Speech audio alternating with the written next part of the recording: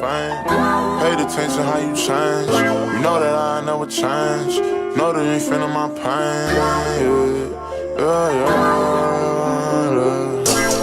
2016, I got locked. We don't need no cameraman. If Cavis ain't shooting that bitch, that shit getting shot. Yo, what it do? Is your boy Cavis TV, man. We back with another video. We back with another reaction video. And today's video, we got Larry Bird most savage moments. Hey, man, we finna get into it. We finna see if Larry throwing them balls. I'm pretty sure he was.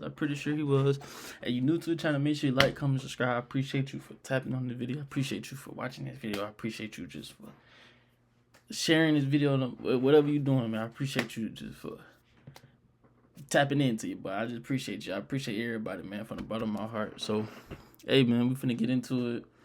I know back in the days they were throwing bowls back in the days, so we finna see what old Larry Bird, Larry Savage was doing, man.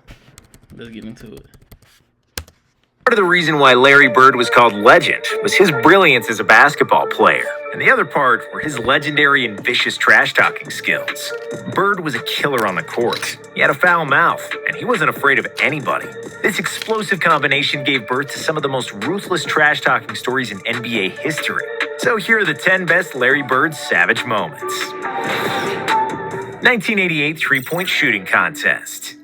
The three-point shot in the NBA was first introduced in the 1979 NBA season, Larry's rookie year. 7 years later, at the 1986 All-Star Weekend in Dallas, the NBA brought the first official three-point shooting contest to the scene. Larry won it, and repeated next year at the All-Star Game in Seattle. In 1988, he was going for a three-peat in Chicago. Before the start of the contest, Bird entered the locker room, did not speak a word to the other competitors, and just took a good look at them. He finally said, "I'm just looking which one of you is going to come in second." The room was filled with silence, because they all knew what kind of a shooter Bird was. Of course, Larry would go on to win again, proving that he's the best shooter in the world. He won without taking off his tracksuit, famously raising his hand while the contest-clinching three was still in the air. Response to Craig Hodges.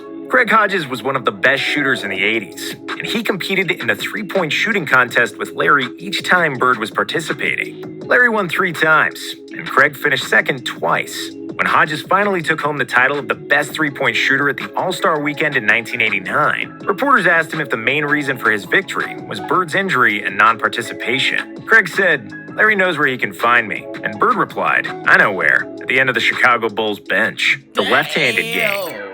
Larry Bird was in the prime of his basketball brilliance in the 85-86 season when he led the Celtics to the title. They lost only 1 game at home throughout the season and the playoffs, setting an NBA record with 50-1. The Portland Trail Blazers were the only team to defeat the Celtics at home in December, so they were a good bet to win in front of their crowd in February. Before the game, Bird surprised his teammates and journalists by saying that he would shoot all his shots with his left hand, except long jumpers. This was the last game of a long road trip, and Larry would always find new motivations and challenges to get through the monotonous grind of the regular season. In the game against Portland, he'd go on to have one of the most memorable games of his career. He hit a shot to send the game to overtime, and then hit a game winner in the OT. Bird finished the game with 47 points, with 14 rebounds and 11 assists. He scored 22 points with his left hand out of sheer boredom and fun, which tells you how insanely good and confident this guy was. White guys guarding him. Larry is not white.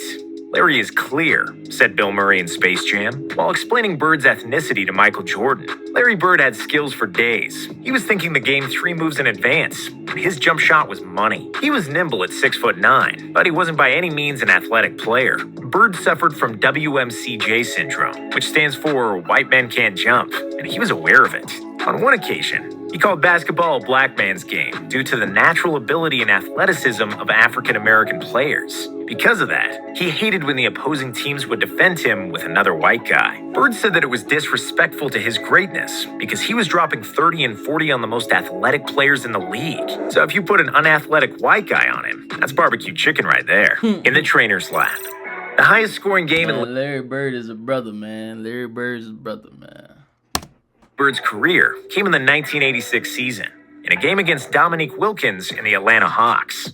At the beginning of the first quarter, it was obvious that Larry is in the zone. He'd hit everything he threw to the basket, with the announcers repeatedly saying they were watching the greatest shooting exhibition in basketball history. Bird scored 60 on 61% shooting and 15 of 16 on free throws, hitting ridiculous shots over several players. During the game, he suddenly said, "in the trainer's lap," to Hawks players, which meant he would try to make a three from the corner near the opposing bench. He got the ball, made the shot, and one Hawks player who tried to guard him tripped over and fell exactly into the trainer's lap, just like Bird predicted. The Hawks bench was so amazed that they were laughing and high-fiving each other, totally perplexed by Bird's brilliance. After that, they were fined by their coach Mike Fratello for cheering on the opposing player, tormenting Dennis Rodman.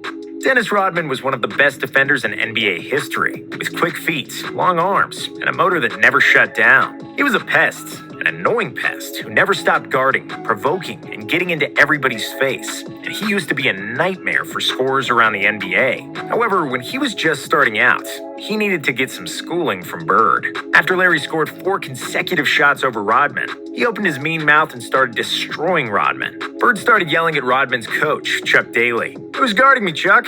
Is anyone guarding me? You better get someone on me or I'm gonna go for 60.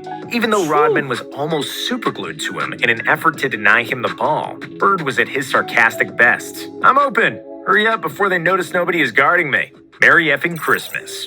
1990. Larry Bird loved to play against the Indiana Pacers, where he was always greeted as a king.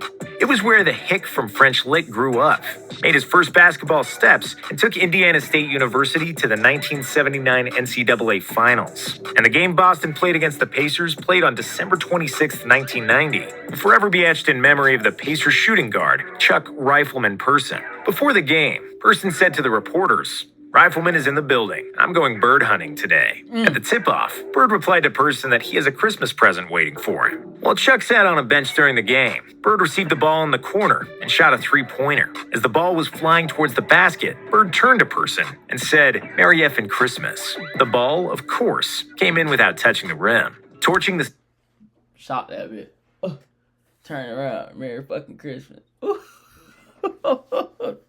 Bird was cold for that, man. bench. The best teams in the NBA often coast through the regular season and can lose their edge and focus when playing against mediocre opponents. In one game against the Phoenix Suns, the Celtics lost a double-digit lead and were trailing by 2 in the final seconds. The Celtics had the possession, and they could tie the game and go to overtime, or win it with a 3. Larry knew his Celtics shouldn't be losing a game to the Suns, and he wanted to play no overtime. So he went to the Suns bench and told all the players and coaches what was about to happen. "Yeah, I'm going to bust a 3 on you guys and just go home. I'm tired of this." Unsurprisingly, he lived up to his word. As the ball was still in the air, he turned towards the Phoenix bench and yelled, "Told you so," as the ball was going through the net, calling his shot against Xavier McDaniel. Xavier McDaniel was one of the most notorious NBA players in the 80s. And on the court, he liked to get physical, like Olivia Newton-John. When he was playing for the Sonics and the Knicks, nobody was really messing with X-Man. However, Bird was not afraid of a scuffle, and there are multiple stories of Larry participating in bar fights during his NBA career. In a crowded Supersonics arena, Boston and Seattle played a close game tied just 10 seconds before the end. At that point, Celtics coach Casey Jones called a timeout, and Bird confidently told him to just give him the ball and that the others move the hell out of the way. On his Give me the ball and get out of it. That's how you gotta have confidence. You gotta be the best. You just know you the best. You just gotta have that swag that you know you the best, man. Or you just gotta have that confidence. Like, man, give me the ball and get the fuck out of the way.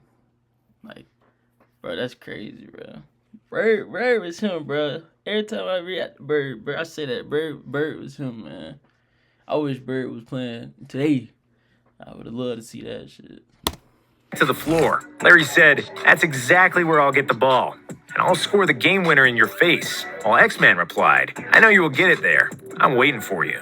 Bird received the ball right where he said he would and made a tough fadeaway shot. After Bird realized there were still 2 seconds left, he told McDaniel, "Damn, I didn't want to leave 2 seconds on the clock," while X-Man walked back to the Sonics bench in disbelief, tormenting a young Clyde Drexler. Before Clyde Drexler came into the NBA, he was one of the best players in college basketball. forming the famous Phi Slamma Jamma with Hakeem Olajuwon at the University of Houston. Drexler was selected by the Blazers with the 14th pick in the 1983 NBA draft. And even as a rookie, he was already one of the most athletic guys at his position. However, Bird wasn't impressed. When Drexler subbed in the game against the Celtics, he started guarding Bird. Larry smiled at him and mockingly said, "You can't stop me. You're a rookie. You don't know anything." He would proceed to hit jump shot after jump shot over Drexler before the Blazers coach had mercy on him and subbed him out, while Bird was laughing at Clyde on the way to the bench.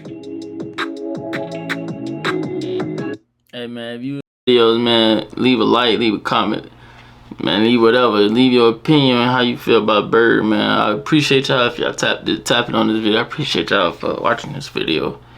Hey man, if you're new to the channel, like I said, or short friend to tell them come, you know, tap into your boy, man. But outside, I love doing these videos, man, but we ain't even leave the outro alone, man. I'll see y'all next video, okay?